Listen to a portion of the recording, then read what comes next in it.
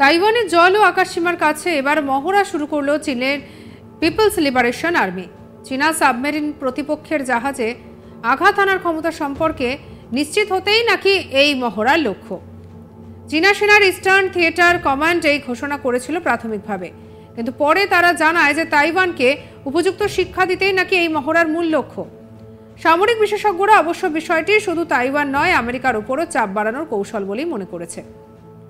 Taiwan প্রণালী এবং তার সংলগ্ন এলাকায় প্রভাব বাড়াতে চাইছে চীনা প্রেসিডেন্ট শি জিনপিং এর সরকার, এমনটাই মত সামরিক বিশেষজ্ঞদের।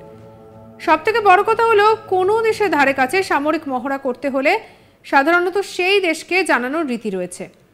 বিশ্বের যে কোনো দেশই এই রীতি মেনে চলে, কিন্তু তাইওয়ানের ধারে কাছে এই মহড়া চালালেও চীন কিন্তু তাইওয়ানকে এ বিষয়ে ঘুণাক্ষরেও কিছু জানায়নি। শুক্রবার চীনের সামরিক মুখপাত্র লিশি বলেন, তাইওয়ান স্বাধীনতার মানে বিচ্ছিন্নতাবাদী কার্যকলাপ চালাচ্ছে, তাই কঠোর শাস্তি হিসেবে এই মহড়া চালানো হচ্ছে। বহিরাগত শক্তির হস্তক্ষেপ এবং উস্কানির বিরুদ্ধেও কড়া সতর্কবার্তা দেওয়া হচ্ছে। যদিও গত 2 বছর বেশ কয়েকবারই কোনো রকম অনুমতি না নিয়ে তাইওয়ানের আকাশ এবং জলসীমায় ঢুকে পড়েছিল চীনা সেনা, ফাইটার জেট ও যুদ্ধজাহাজ। বারবার চীনের এভাবে আন্তর্জাতিক আইন ভাঙার ঘটনাকে মোটেও ভালো চোখে দেখেনি আমেরিকা সহ তাইওয়ানের মিত্রপক্ষ। প্রসঙ্গত 2022 সালের অগস্টে চীনের আপত্তি খারিজ করে আমেরিকার কংগ্রেসের নিম্নকক্ষ হাউস রিপ্রেজেন্টেটিভের স্পিকার ন্যান্সি পেলোসির তাইওয়ানের সফরের পরে নতুন করে উত্তেজনা তৈরি হয়। সে সময় ধারাবাহিকভাবে তাইওয়ানের আকাশসীমা লঙ্ঘন করতে শুরু করে চীনা ফাইটার জেটগুলি। চীন তাইওয়ান সংকটের আবহে সে সময় আমেরিকার 7ম নৌবহরের অন্তর্ভুক্ত কয়েকটি যুদ্ধজাহাজ তাইওয়ান প্রণালীতে ঢুকেছিল। এরপরে পরিস্থিতি কিছুটা হলেও স্বাভাবিক হয়। আমেরিকার এভাবে তাইওয়ানের পাশে দাঁড়ানোয় কিছুটা হলেও পিছু হটতে বাধ্য হয়েছিল চীন। কিন্তু এবার ফের তাইওয়ানের জল ও আকাশপথে মহড়া শুরু করে তাইওয়ান বেশ চাপে ফেলে দিল বেজিংকে।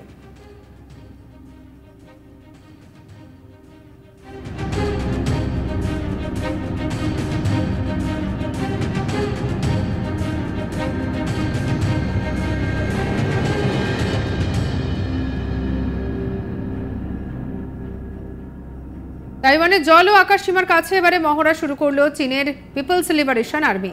চীনা সাবমেরিনের প্রতিপক্ষের জাহাজে আঘাত আনতে ক্ষমতা সম্পর্কে নিশ্চিত করতেই নাকি এই মহড়া। চীনের সেনার ইস্টার্ন থিয়েটার কমান্ড ছিল এই ঘোষণা করেছিলেন প্রাথমিকভাবে, কিন্তু পরে তারা জানায় তাইওয়ানকে উপযুক্ত শিক্ষা দিতেই নাকি এই মহড়ার মূল লক্ষ্য। সামরিক বিশেষজ্ঞরা অবশ্য বিষয়টি শুধু তাইওয়ান নয়, আমেরিকার উপরও চাপ বাড়ানোর কৌশল বলেই মনে করছে।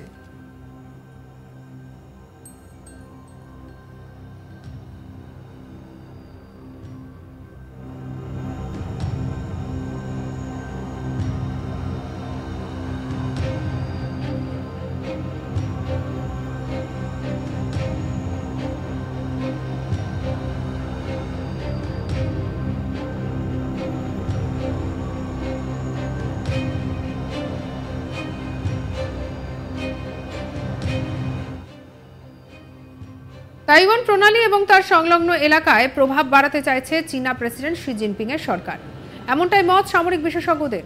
সবথেকে বড় কথা হলো, কোনো দেশের ধারে কাছে সামরিক মহড়া করতে হলে সাধারণত সেই দেশকে জানানোর একটা রীতি রয়েছে।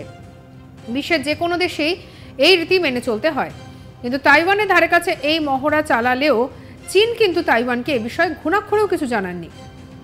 শুক্রবার চীনের সামরিক মুখপাত্র লিশি বলেন যে তাইওয়ান স্বাধীনতার নামে বিচ্ছিন্নতাবাদী কার্যকলাপ চালাচ্ছে, তাই কঠোর শাস্তি হিসেবে এই মহড়া চালানো হচ্ছে। বহিরাগত শক্তির হস্তক্ষেপ এবং উস্কানির বিরুদ্ধে কড়া সতর্কবার্তাও দেওয়া হচ্ছে।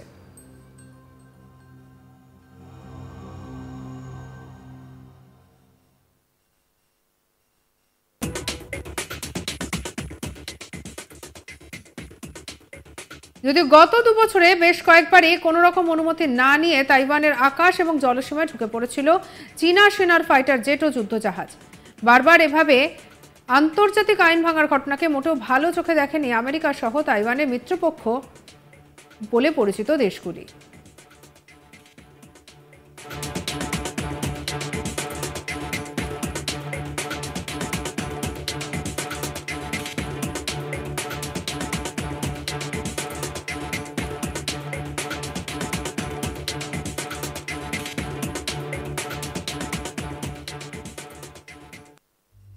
সঙ্গে রাখুন আজ তাক বাংলাকে সাবস্ক্রাইব করতে ভুলবেন না।